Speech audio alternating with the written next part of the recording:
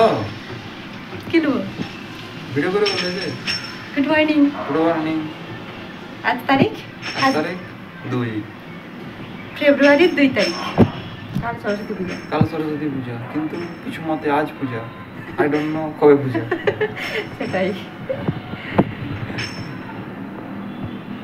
আমরা কনফিউজ না কি করবো বুঝতে পারি ওকে বাই এখন আপাতত আমরা কিছু কাজকর্ম করি খেতে হবে আমাদের এই সকাল হয়েছে আর এখন বাজে 9:30 9:30 সময় আমাদের সকাল আজকে সকালে ঘুম থেকে উঠে দরজা খুলে দেখি ওড়িশার ওই ভাবি সরস্বতী পুজোর জন্য আলপনা আঁকছে। কিন্তু আমি তো জানি সরস্বতী পুজো 3 তারিখ। ভাবিকে জিজ্ঞাসা করতে ভাবি বলল তাদের ক্যালেন্ডারে 2 তারিখ লেখা আছে। তো আমরা তো তখন জানতাম না যে সরস্বতী পুজোর তিথিটা রয়েছে 2 দিন ধরে। আমরা এই জন্য না কনফিউজ হয়ে গেছিলাম। তো যাই হোক, কালকে রাত্রে আমরা বানিয়েছিলাম নান রুটি আর করেছিলাম সয়াবিন ক্যাপসিকাম সস দিয়ে, মানে এটাকে কি নাম দেবো, মানে চিলি সয়াবিন ক্যাপসিকাম। তো যাই হোক, মানে এটা বানিয়েছিলাম আর কি। তো ওর জন্য হয়েছিল ময়দার আর আমার জন্য হয়েছিল আটার। আমি তো আটার খেয়ে নিয়েছি, মানে আমার একটু কম হয়েছিল, কিন্তু ও খেতে পারেনি, এই জন্য সকালে রয়ে গেছিলো। এবার অনেকগুলো ও বললো আমি তো খেতে পারবো না, তাই আমি একটা খেয়েছি, ও বাকিগুলো খেয়েছে। আর এখন অনেক দিন পর আমরা একটু বসে একসাথে গল্প করছি। আসলে আমরা থাকি তো একসাথে, কিন্তু একটু যে মনের কথা বলবো সেই সময়টা আর হয় না। আসলে যে যার কাজ করতেই আমরা হিমশিম খেয়ে যাই। ওর যখন সকালে ডিউটি থাকে তখন সকালে মানে ওই গুড মর্নিং বলে শরবত খেয়ে চলে যায়। তারপর যখন এসে স্নান করে খাওয়া দাওয়া করে ঘুমিয়ে যায়।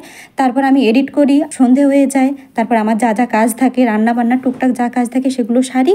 তারপর ওকে ঘুম থেকে ডাকি, খাওয়া দাওয়া করি, আবার একটু দুজনে ফোন নিয়ে দেখতে দেখতে ঘুমিয়ে গেলাম। মানে এই হলো আমাদের ডেলি রুটিন আর কি। এই জন্য আজকে অনেক দিন পর সময় পেয়েছি, একটু মনের কথা বলছি আর কি। জানো তো এইসব কথাগুলো না বলতে আমার একদম ভালো লাগে না।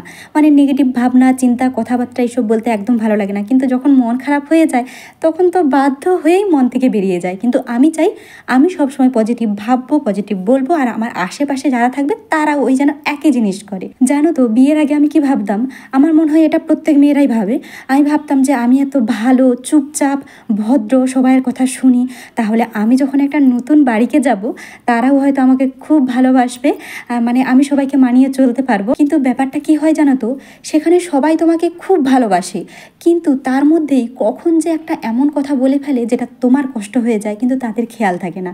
হয়তো এই জিনিসটা হয়তো আমার ক্ষেত্রেও হয়ে থাকে যে আমি কখন খারাপ কথা বলে দিয়েছি, আমার খেয়াল নেই, কিন্তু তাদের কষ্ট হয়ে গেছে। কিন্তু আমার জানা যে আমি কখনো মানে এমন খারাপ কথা বলিনি আর কি। আচ্ছা তোমাদেরকে একটা কথা বলি, হয়তো এই জিনিসটা সবার সাথেই হয়ে থাকে। ধরো তুমি কিছু একটা কাজ করছো, কেউ এসে তোমাকে বলল কি রে কী করছিস, মানে কথাটা কেমন হলো, খুব আদর করে তোমাকে জিজ্ঞাসা করলো, হ্যাঁ। আর এই কথাটা আরেকটাভাবে কেমন হয় দেখো, কি রে কী করছিস, মানে এই কথাটার মধ্যে কতটা একটা রাগ, মানে একটা আদেশ, মানে কষ্ট লাগা, তোমার কষ্ট হলো, মন খারাপ হলো, তুমি কথা বললে না তার সাথে। কিন্তু সেই কথাটাই সে যখন অন্য কারো কাছে গিয়ে বলছে, যে তখন বলছে আমি তো ওকে তেমন কিছু বলিনি, শুধু জিজ্ঞাসা করেছিলাম যে কী রে কী করছিস। দেখো দুটো কথা কিন্তু একই কথা, কিন্তু দুটো কথার অর্থ মানে সব কিছুই কিন্তু আলাদা হয়ে গেল। মানে এই জিনিসগুলোই না কেউ লক্ষ্য করে না আর কি। আর আমার ক্ষেত্রে কি হয় জানো তো, এটা সবাইরই হয়ে থাকে, শুধু আমি কেন বলছি, মানে আমি একটুতেই এত মন খারাপ করে ফেলি। মানে আমাকে যদি কেউ একটু হার্ট করে কথা বলে আমার খুব মন খারাপ হয়ে যায়। আজকে ওকে আমি সেই জিনিসটাই বলছিলাম যে তুমি যখন আমাকে একটু হার্ট করে কথা বলো তখন আমার পুরো এই ঘরটার সমান মন খারাপ হয়। ওই মন খারাপটা কাটাতে আমার 10-12 দিন টাইম লাগে, এটাই ওকে বলছিলাম। ও আমাকে বলছে এরকম করলে কিভাবে হবে বলো তো, তোমাকে তো সব কিছু বুঝতে হবে। জানো তো আমি সব কিছু বুঝি, আমি শুধু ভাবি যে আমি তো সেই মানুষটাকে খুব ভালোবাসি, তার সাথে ভালো করে কথা বলি। আর কি জানো তো, যে আমাকে কষ্ট দেয় না, আমি তার সাথে বারবার ভালো আচরণ করার চেষ্টা করি, কিন্তু কি হয় জানো তো, সে না সেই মানে আবার আমাকে ঘা দেয়। মানে সে আমাকে কষ্ট দিল, আমি তার সাথে ভালো আচরণ করলাম, ভাবলাম যে আমি যখন তার সাথে ভালো ব্যবহার করছি সেও আমাকে ভালো ব্যবহারটাই ফিরিয়ে দেবে, কিন্তু কি হয় জানো তো, আবার আমাকে ঘা দেয়। মানে আমি যত ভালো আচরণ করি সে আমার উপর আরও ঘা দেয়। মানে তার সাথে আমি আর কীভাবে কথা বলি বলো তো, এই জন্য আমাকে না মানে মানুষের সাথে কথা বলতেই আর ইচ্ছে করে না। মাঝে মাঝে মন খারাপ করে বাড়ির কথা বলে ফেলি, আবার তক্ষুনি ভয় হয় যে এই মনে হয় বাড়ি থেকে ফোন আসবে। আসলে কি জানো তো, এই জিনিসটা আমার সাথে হয়েছে। আমি বাড়ির কথা বলে ফেলেছিলাম আর বাড়ি থেকে আমাকে ফোন করেছে, তখন আমি সেই ভিডিওটা ডিলিট করে দিয়েছি। আচ্ছা একটা কথা বলো তো, আমি একাই কেন ভালো হব, আমি একা ভালো হব আর সবাই আমার উপর জোর করবে, কেন বলো তো?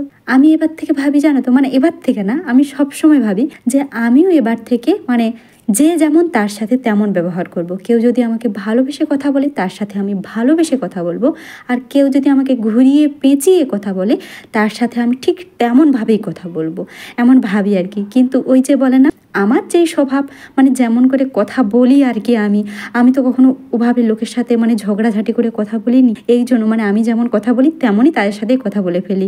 মানে সবসময় ভাবি যে মনে নিজে নিজে শক্তি যোগাই যে এবার থেকে আমি বলবই, কিন্তু কিছুতেই হয় না। তো যাই হোক, তোমাদেরকে অনেক কথা বলে ফেললাম। কোন দিন না কোন দিন বাড়ি থেকে ঠিক ফোন আসবে। আজ সরস্বতী পুজো, যেতে পারিনি, কিন্তু সে যে রিলস বানিয়েছি।